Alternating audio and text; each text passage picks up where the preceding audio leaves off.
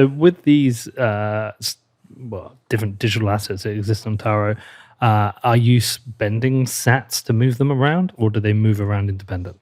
So one of the cool things about Taro is that it can move throughout Bitcoin and the Lightning Network, and participants that are in the middle, at least in the case of the Lightning Network and on the Bitcoin main chain, they don't need to know that another asset is being routed. Oh, Right? okay. So N nodes on the Bitcoin blockchain, the only people that need to be aware that there's another asset that's being transferred other than Satoshis are the two end participants. So the person who's sending, let's use Lightning dollars for example. If I'm sending Lightning dollars to you, you need to be aware of the exchange rate for Lightning dollars, and I need to be aware of it. And anybody else who wants to issue and transact with that asset needs to be aware of it. But the rest of Bitcoin doesn't need to. But the rest of Bitcoin can also take a look and take a look at the asset and verify the supply and things of that sort. So it's essentially it's running on top of Bitcoin. It's using the existing Bitcoin blockchain the way that these transactions settle.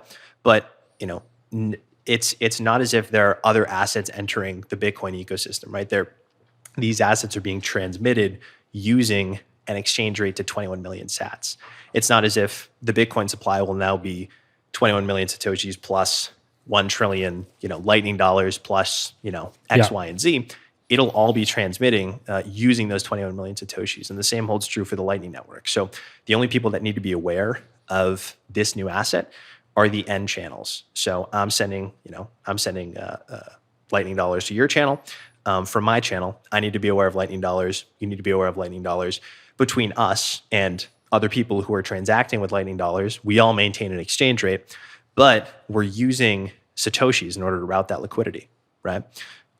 Which is pretty remarkable. So, I send Lightning dollars, the first hop channel that it goes to, it transmits the Satoshis, and then it goes through all of the most efficient channels to find the most efficient route. On the last hop to you, it changes to Lightning dollars, which is very remarkable because, it's leveraging the existing network effects of Lightning, but there's, the middle nodes don't need to know about it. So they like piggyback on to Satoshis. The Satoshis are moved around.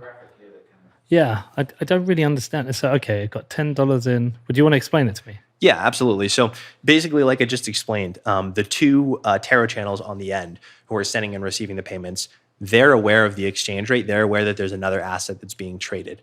And they're using Satoshis to transmit between one another. So you and I maintain an exchange rate for that. And then that exchange rate gets activated when I'm moving Lightning dollars to Satoshis. It's beaming 43,000 Satoshis through the most efficient channel. And then just before it gets back to you, it's converting at our stored exchange rate back to Lightning dollars. So that's essentially the way that the Taro on the Lightning Network works. But the node operators don't get paid to do this. Well, they get their normal routing fees. So they get the base fee and then whatever routing fee that they set still.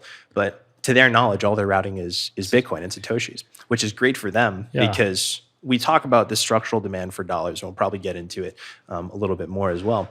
But globally, obviously, we're the largest world reserve currency. There's a structural demand for dollars and treasuries from the United States government as collateral.